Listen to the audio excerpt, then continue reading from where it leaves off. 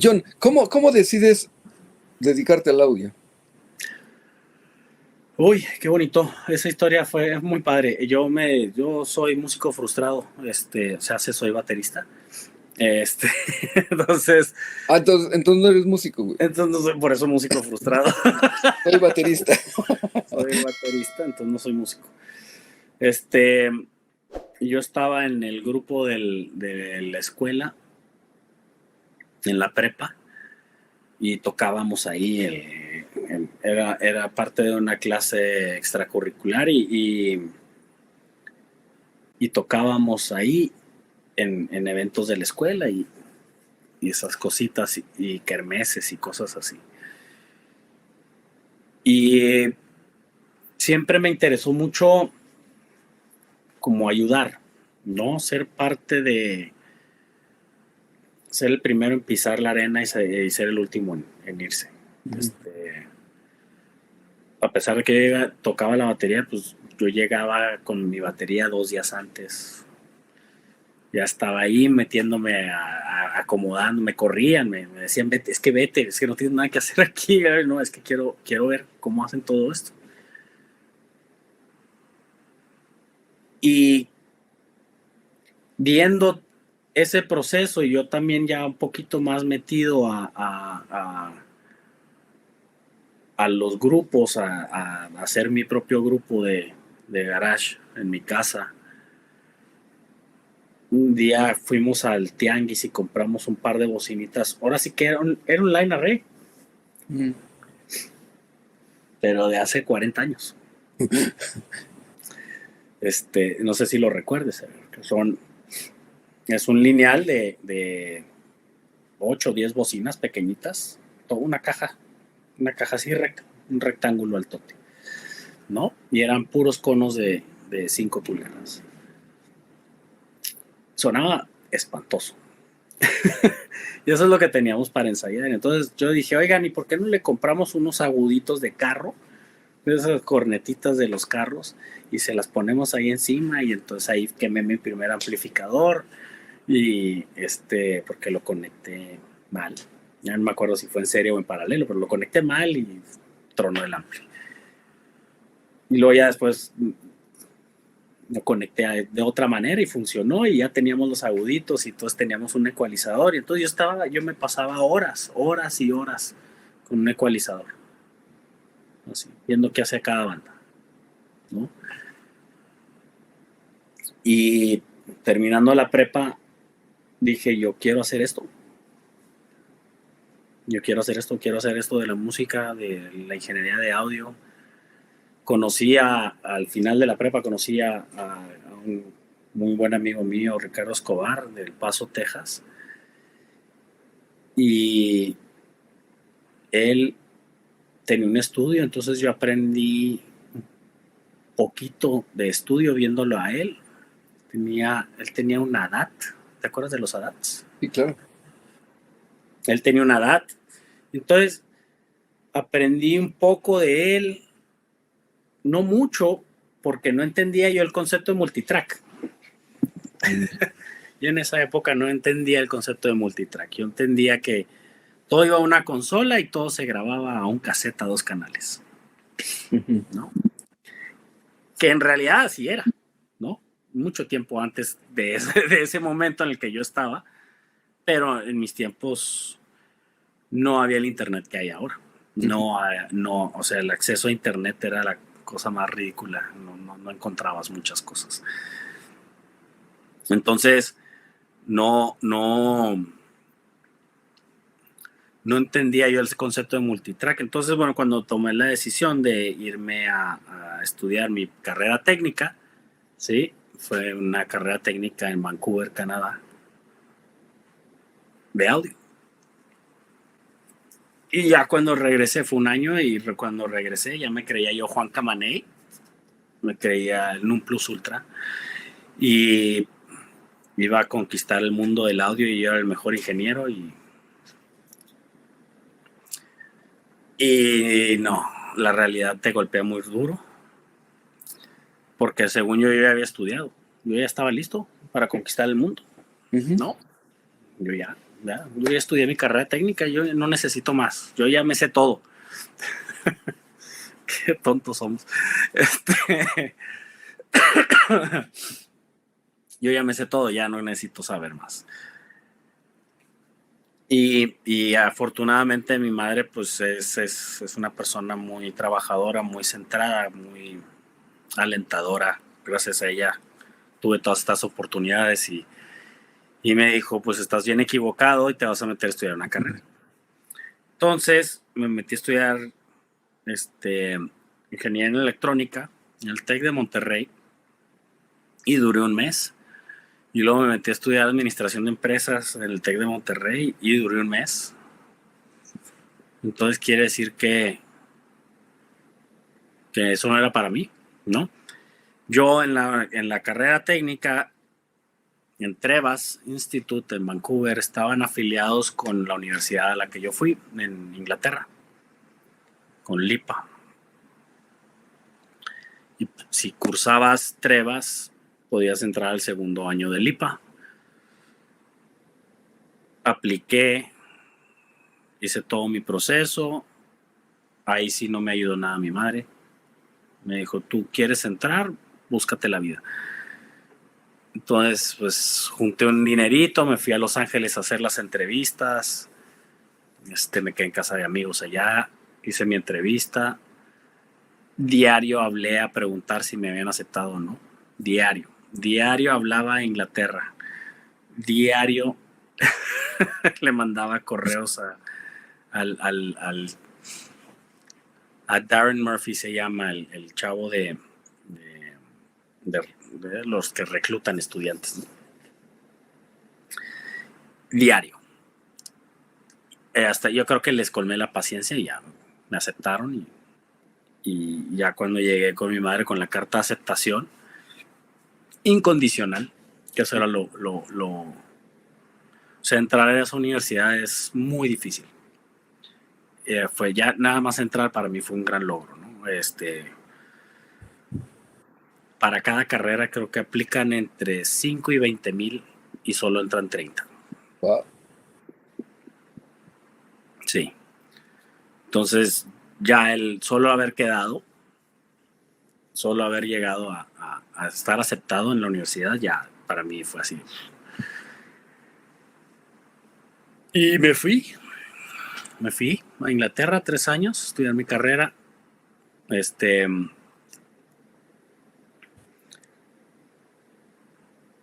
Y bueno, todas las experiencias que te puedas imaginar. Eran muchos estudiantes de todo el planeta, entonces una convivencia muy bonita con mucha gente de todo el mundo. Ahí aprendes muchas cosas, ¿no? Cuando mezclas culturas se hacen cosas muy bonitas. Aprendí muchísimo. Y cuando terminé, bueno, al finalizar, ¿te acuerdas de las Innovazón? ¿Sí te acuerdas? Sí. Cuando estaba por terminar, me invitaron a hacer una capacitación de Innovazón para tomar la capacitación. Y resultó que esa consola y yo fuimos hechos el uno para el otro, ¿no? La misma gente de Innovazón se quedó impactada como yo. En una hora ya tenía ultra dominadísima la consola antes de tomar el curso. ¿No? Entonces tomé el curso y ellos mismos me invitaron a Francia a hacer unos eventos. Me invitaron a Frankfurt, a Music Messe también, a estar con ellos. Y yo dije, wow, pues ya soy de aquí, ya me voy a quedar aquí en Europa trabajando con ellos, con esta marca. No sucedió. Y ahí voy de vuelta a México y afortunadamente Sergio Centeno acababa de comprar las suyas y necesitaba ahí ayuda porque me contactaron con él por las mismas Innovas, ¿no? Y me fui a trabajar con Sergio Centeno y impactante realidad. Yo nunca me esperé que mi primer evento fuera hacer el Palacio de los Deportes con 20,000 personas en un festival de reggae. Jamás en la vida me pasó ni por aquí que mi primer trabajo iba a ser estar de soporte técnico y mezclando, porque creo que mezclé, porque nadie conocía las consolas, entonces todos me decían, tú le mezclas y yo te digo si está bien. Entonces, o sea, son las primeras consolas dedicadas para audio en vivo digitales y pues no sé, ¿te acuerdas? Todo el mundo le tenía un respeto así de qué miedo, qué facilidad, qué bonito, qué padre, pero qué miedo, ¿no? Es difícil introducir tecnologías nuevas. Ujú. Y yo como si la tenía súper dominada la consola, pues iba a todos lados donde iba la consola y él tenía muy buen deal con OCESA, entonces mis primeros 8 meses de carrera profesional, ya como profesional, fue hacer los festivales más grandes de México, hacer los eventos más grandes de México, hacerlos, o sea, y, y, y todo porque tuve acceso a esta consola, ¿no? Thierry se ríe mucho porque cuando lo conocí fue en la Expro Música, ahí en el sindicato, ¿recuerdas? Ujú, ujú. Y tenían ellos el stand de, pues no sé si era Tecnoson ya o estaban en Hermes con, no sé, pero estaban las Innovas y que va regresando Thierry de fumar y que ve así lleno de gente y que estoy yo en la consola picándole y que llega Thierry y me dice, ¿tú quién eres? Pero yo primero le empecé a hablar en inglés porque yo pensé que Thierry era de los franceses, Sí. ¿no? Y él me empezó a hablar en inglés a mí también y entonces después no sé cómo hicimos el switch y llegó Sergio y luego él es John, el que va a ser el que vamos a entrevistar para ver si viene a trabajar con Tecnoson y ok, padrísima experiencia. Y y de ahí pues ahí conocí ahora sí que la crema innata de todo, ¿no? Gracias a Sergio, a su confianza y a su disciplina. Pues conocí a todo mundo. Y cuando conocí a Mike Tapia, me dijo, yo quiero que estés conmigo con Molotov. Ya, con eso. Ujú. Ya me sentía yo soñadísimo. No, yo Pero, tenía ¿cuán- 25 años. cuánto tiempo ocurre? Porque ves, ah, muchas veces aquí en México, en Estados Unidos no es así el proceso porque yo vi cosas, piensan que ya salí de la escuela y mañana estoy en la consola. No. Tienes que ser, ahora sí que tienes que ser muy bueno. Muy bueno en lo que haces. O tener una especialidad, algún nicho que te lleve a ser una pieza indispensable, ¿no? Yo tuve la fortuna de tener acceso a esta consola, eh,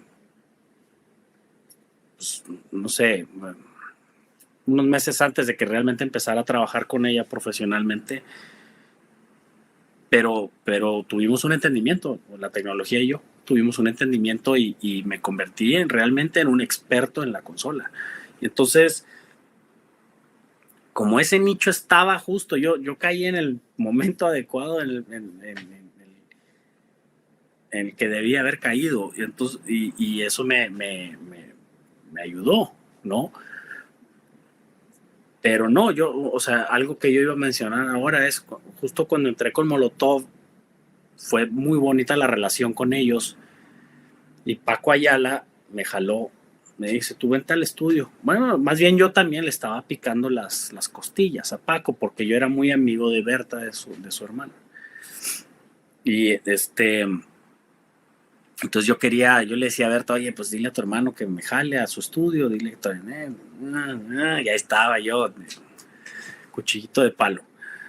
Hasta que me invitó y me di cuenta realmente que los 3 años de universidad no habían valido para nada.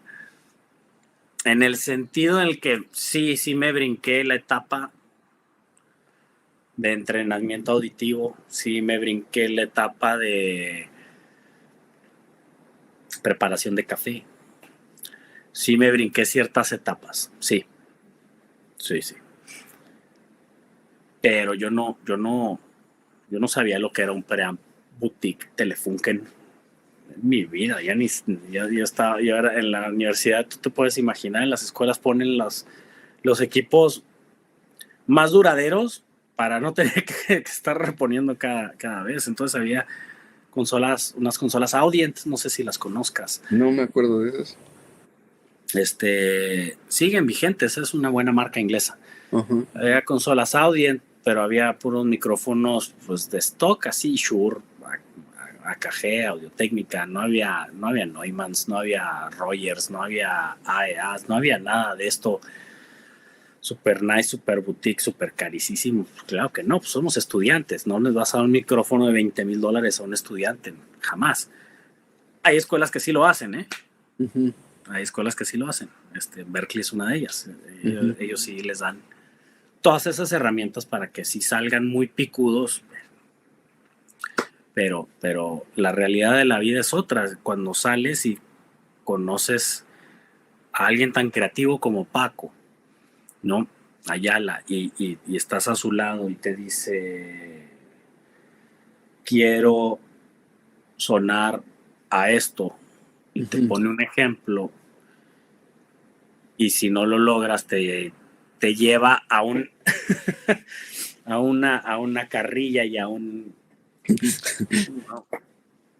o sea, a un mal sentir, porque sí, de alguna manera tiene razón, ¿no? O sea, no lo puedes hacer, pues no que fuiste a la escuela, pues no que no sé qué, no que te vendes muy acá, no que te crees muy acá. No que lo que le dijiste a Rodrigo. No que lo que le dijiste a Rodrigo, exactamente. Entonces, sí, fue muy interesante ver cómo sí me sirvió la escuela. Sí, yo los incito a todos a que estudien, por favor, estudien. A la gente a ver, el día de hoy, alguien que dice, es que yo no tengo esas facilidades, es que yo no tengo esas oportunidades, es que más bien tienes el cerebro del tamaño de mi uña. Si tienes TikTok, debes de poder estudiar lo que quieras. Lo que quieras, ¿no? A veces pagado, a veces gratis, pero lo que quieras encuentras. Yo me he encontrado guías de arreglos de subs para estudios, me he encontrado guías de una cantidad de cosas científicas. Ahí está. Yo enfocado al audio y enfocado a corrección de modos de cuartos y cosas de estas. Y ahí está, todo está ahí. Todo está en internet. Entonces sí. El que no quiere aprender ahora es porque no le gira la piedra. O tal vez esto que dices, Ever, ¿no? La circunstancia familiar no los ha impulsado a que el porqué de las cosas, ¿no? El por qué tengo que estudiar, por qué, para qué sirve ir a la escuela, para qué sirve pagar una universidad si lo encuentro en línea. Bueno, ahí sí es un buen punto, por ejemplo, pero ahora sí que tienes que ser muy gallo para estudiar, ¿no? Porque pues uno lo que paga son las guías, son a los profesores, son que ya son escogidos. Exactamente. ¿Ves? Cosa que en internet vas a tener que tener la habilidad para escoger. Exactamente, o sea, hay todo, pero te digo, tienes que ser muy pistola para hacerlo tú solo. Uh-huh. Por eso les digo, si tienen la posibilidad, estudien. Si no la tienen, estudien de todas formas. Si quieren dedicar... Sí, no hay otro camino para llegar, creo yo. Deja de llegar. No hay otro camino para disfrutar, saber lo que estás haciendo. Porque a veces tomas una decisión que técnicamente no está bien, pero es lo que necesitas. Sí, así es. Ay, es que la fase, Pues es que necesito cortar.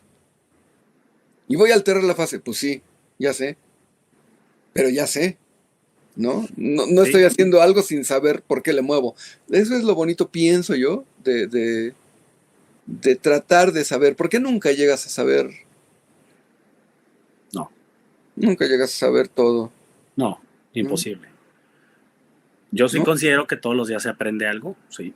Yo sí considero que todos los días debemos de aprender algo. Este, el audio, a pesar de que es relativamente sencillo Ujú, dentro de lo que es la física y matemática del universo, la ujú, parte de audio es relativamente sencilla. sí, Este, comparado con la luz, por ejemplo, ujú, ¿no? Entonces, sí creo que todos debemos de esforzarnos todos los días en aprender algo. Sí es importante aprender. Sí es importante dejar de pensar como, ¿cómo lo digo para que no suene tan mal? En México tenemos que dejar de pensar como mulas de carga, ujú, ujú, ¿sí? Este, tenemos que no está mal, no está mal, pero sí tenemos la mentalidad en muchas situaciones, en muchas circunstancias, la mentalidad de